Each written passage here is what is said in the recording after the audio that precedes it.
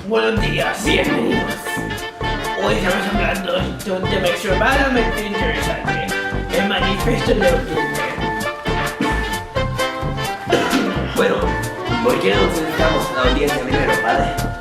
Vale, si no me reconocen, llámenme el abuelo. Yo soy de Asturias, España, y he visto mucho, incluyendo esta dichosa revolución rusa. Y me encanta hablar sobre el manifiesto de octubre, porque es sobre los derechos civiles. También he tenido el privilegio de poder encontrar algún artículo de ese año y evento en mi casa que lo podré compartir con ustedes.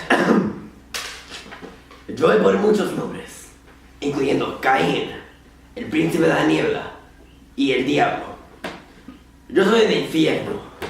He visto mucho desde que vine a la existencia, pero nada he visto peor que cuando humanos le dan más derechos a los otros humanos, en vez de tener a los de clase menor como esclavos.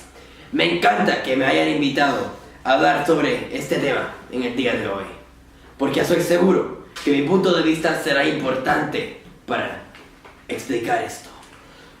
Ok, bueno, con lo mucho que he visto, espero poder ayudarlos a entender lo que hizo este manifiesto a los ciudadanos y sus nuevos derechos.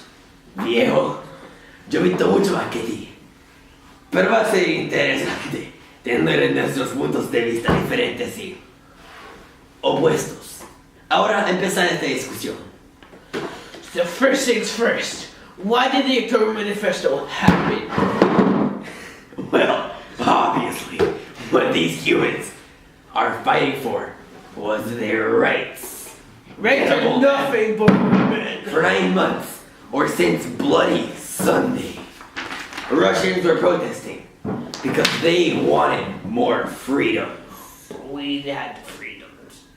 A man named Sergei White first wrote this document and who was finally influenced the Tsar Nicholas II to sign it and then issue it. So after being bent to the other man's will, the Tsar gave people some freedoms. This included some civil rights and an elected parliament. This elected parliament, called the Duma, was supposed to approve the laws the Tsar wanted. Also, guess what? We'd actually deny forcing the Tsar to sign it. Why would a man want to give away some of his power out of his own will? Well, some people think the Tsar did it by himself, just to gain some trust of the people. Anyway, there's a man named Grand Duke Nicholas threatened to shoot himself if the Tsar didn't sign the October Manifesto, which would have been a really messy situation. Whatever the case, it was signed on October 30th, 1905. Or, if you follow the old calendar of Russia, October 17th. Let's move on to specifics of the civil rights of the Duma, shall we? Sure thing. First of all, they gave them the basic starter pack of civil rights, which included freedom of speech, thought, and assembly. They also gave universal male suffrage, meaning that any man in the country had the right to vote and participate in the Duma, but not the woman. You know, speaking of the Duma, that was, in my opinion, the major part of this manifesto, because the Duma needed to approve all laws. They're basically a limit to the autocratic power of the Tsar. You know, there's a quote in the book Family Romanov, which reads, "No longer would one man, the Tsar, make all the laws affecting citizens' lives. Now a group of men, elected by the people, would have decided what was best for them." The quote shows how the people saw the Duma, the body who did only what was right for them. Actually, there's another important quote, which I will say in the article when I found, which reads as follows. They wanted a cabinet of people that they chose, not the Tsar, who had their interests above all else. This is also demonstrates that the people had a vision of the Duma and they wanted to dedicate them. However, the Duma was also extremely flawed. The Tsar also had the same power to veto any legislation to be implemented. Also, ironically, if the Tsar and the Duma could not reach an agreement, Nicholas II had full authority to disband the Duma and take full control once again of his legislative autocratic power. As much good as this manifesto did, It also divided the Russian people into two parties.